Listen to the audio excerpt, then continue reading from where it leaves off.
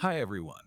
Welcome to Living Wisdom and Dharma World. Today, we are diving into one of the most profound and often misunderstood teachings in Buddhism, Nirvana or Nibbana. What exactly is Nirvana? How many types of Nirvana did the Buddha teach? And why is it important for us in our daily lives? Stay with us as we uncover the Buddha's wisdom on the path to ultimate peace and freedom. What is Nirvana? The true definition. The word Nirvana comes from the Sanskrit and Pali term meaning blowing out or extinguishing. But what is being extinguished? Craving, attachment, and suffering. The Buddha defined Nirvana as the state beyond suffering, beyond birth and death, beyond all worldly attachments. It is the complete liberation of the mind from greed, hatred, and delusion.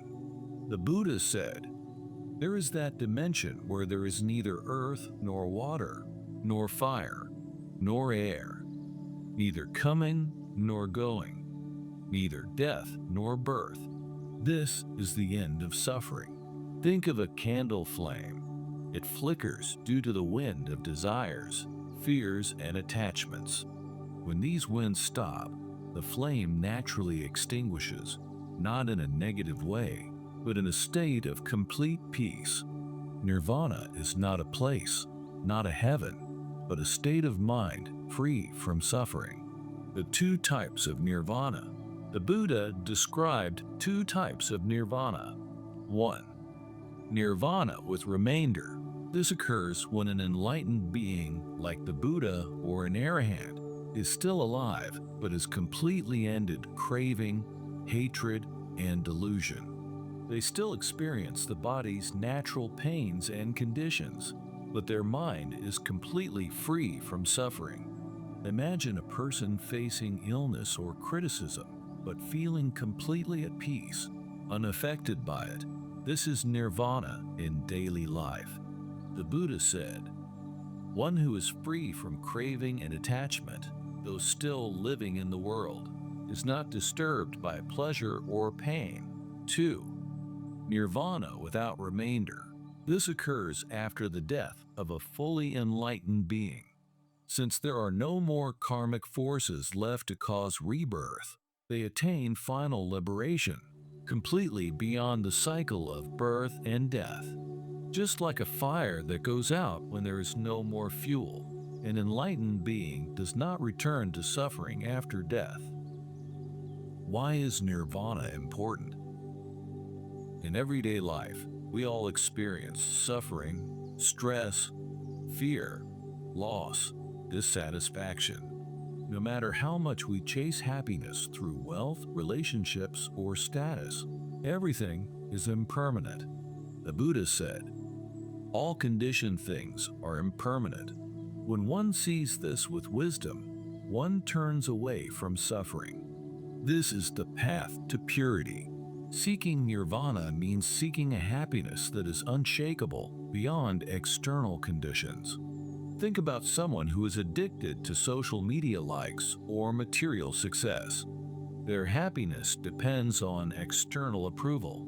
When things don't go their way, they feel anxious or depressed. But a person on the path to nirvana is free from this suffering because their peace comes from within, not from external things. How can we move toward nirvana in daily life? The Buddha provided a clear path to nirvana, the Noble Eightfold Path. 1. Right view. Understand suffering and impermanence. 2. Right intention. Cultivate kindness, letting go, and wisdom. 3.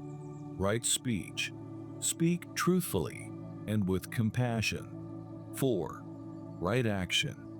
Live ethically without harming others.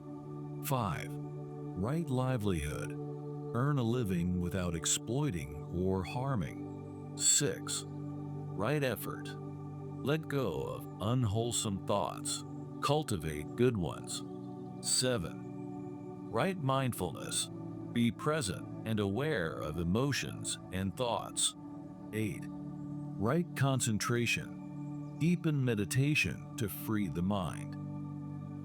Why should we seek nirvana? Freedom from suffering. You no longer depend on external things for happiness. Unshakable peace. Life's ups and downs no longer disturb you. End of the cycle of rebirth. No more suffering in endless rebirths. The Buddha described nirvana as the highest happiness beyond all worldly pleasures. Conclusion. So, what is nirvana? It is the ultimate peace, the end of suffering, and the highest freedom.